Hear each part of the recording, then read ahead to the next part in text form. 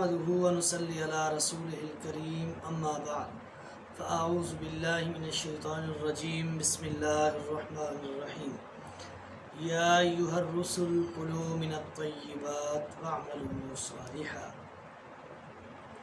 اللہ رب کائنات نے قرآن مقدس میں رزق حلال استعمال کرنے کا حکم صادر فرمایا ہے، اور یہ حکم جو ہے اللہ رب کائنات نے معزز ترین ہستیاں انبیاء جیسی ان کو بھی رزق حلال استعمال کرنے کا حکم فرمایا ہے۔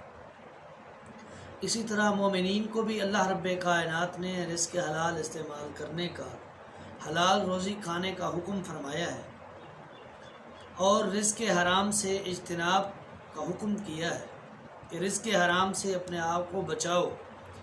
رزق حرام انسان پر بہت سارے حملے اور بہت سارے اٹیکس کرتا ہے۔ رزق حرام کا استعمال انسان کو بہت زیادہ نقصان دیتا ہے۔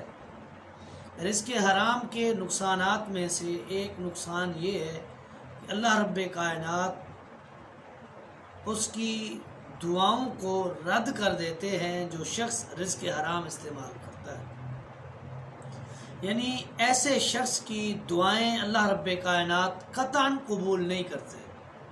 جو شخص رزق حرام کو اپنے لیے حلال سمجھتے ہوئے اپنا بطور کھانا بھی استعمال کرے، بطور پینا بھی استعمال کرے اور بطور پہننا بھی استعمال کرے، اللہ رب کائنات ایسے شخص کی دعاؤں کو رد کر دیتے ہیں، قبول ہی نہیں کرتے۔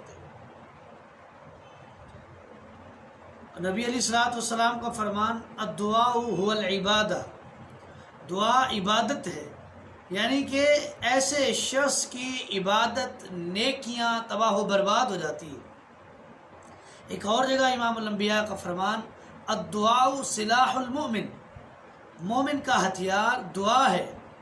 اس نے جو آرزو، جو حاجت، جو خواہش پوری کروانی ہو، اس کے لیے اللہ رب کائنات سے دعا کرے، اللہ رب کائنات اس کی ہر حاجت کو، ہر ضرورت کو، ہر خواہش کو پورا فرماتے ہیں۔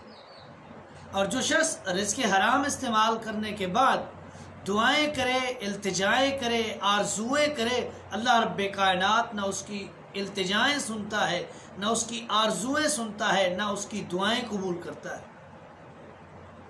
سیدنا سعد بن ابی وقاص رضی اللہ تعالیٰ عنہ نبی علیہ الصلوۃ والسلام کے قریبی رشتہ دار ہیں۔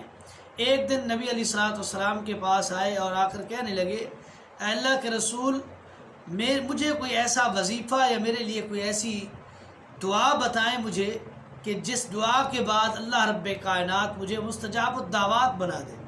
کوئی ایسا عمل بتائیں، کوئی ایسا وظیفہ بتائیں کہ جس کو میں کروں اور اللہ رب کائنات مجھے مستجاب الدعوات بنا دے۔ تو نبی علیہ الصلوۃ والسلام نے فرمایا اطب مالک یا سعد، اے سعد، اپنا کھانا حلال کا کر، اپنا پینا حلال کا کر، اپنا پہننا حلال کا کر، اپنی عبادت حلال کمائی کے بعد کر۔ اپنی عبادت کی جتنی قسمیں ہیں، چاہے وہ حج ہے، عمرہ ہے، زکوٰۃ ہے، صدقہ ہے، خیرات ہے، من جملہ عبادات حلال کمائی کے بعد کر، اللہ رب کائنات تیری عبادتوں کو بھی قبول کرے گا اور تیری دعاؤں کو بھی قبول کرے گا۔ اور یہی وجہ ہے کہ سیدنا سعد بن ابی وقاص رضی اللہ تعالیٰ عنہ کے متعلق جب کوفہ والوں نے اعتراضات کیے امیر عمر کے زمانے میں، 3 بہتان تراشے، انہوں نے 3 بھونڈے الزام لگائے۔ جب الزام لگانے والوں کی جانچ پڑتال ہوئی، پوچھا گیا، تو ایک شخص نے اقرار کیا کہ یہ 3 الزام میں نے لگائے ہیں۔ تو سیدنا سعد بن ابی وقاص رضی اللہ تعالیٰ عنہ نے فوراً وہیں کھڑے ہو کر کہا، جیسے اس شخص نے میرے اوپر 3 الزامات لگائے ہیں، میں اس کے لیے 3 بددعائیں کرتا ہوں۔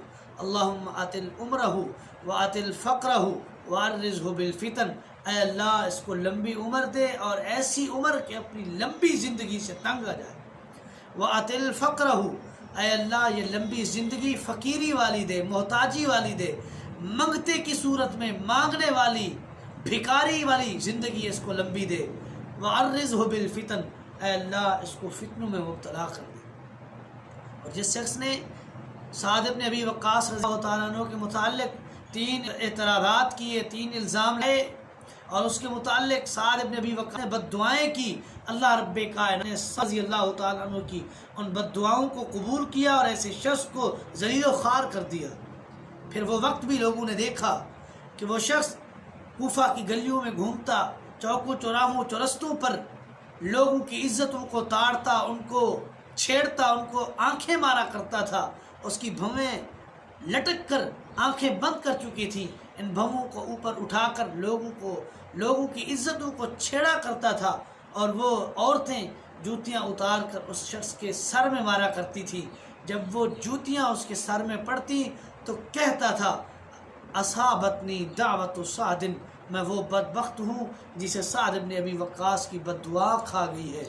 یہ بد دعا لگی، اللہ رب کائنات نے اس بد دعا کو قبول کیا، تو اس کے پیچھے ایک ریزن تھی اور وجہ تھی۔ وہ وجہ نبی علیہ الصلوۃ والسلام نے وہ وظیفہ، وہ عمل بتایا تھا کہ اے سعد، اگر مستجاب الدعوات بننا ہے، اپنی ہر آرزو کو، ہر خواہش کو، ہر التجا کو پورا کروانا ہے، اطب مالک، اپنے اوپر حلال کمائی استعمال کر، اپنے مال کو حلال کر، اللہ رب کائنات مستجاب الدعوات بنا دے۔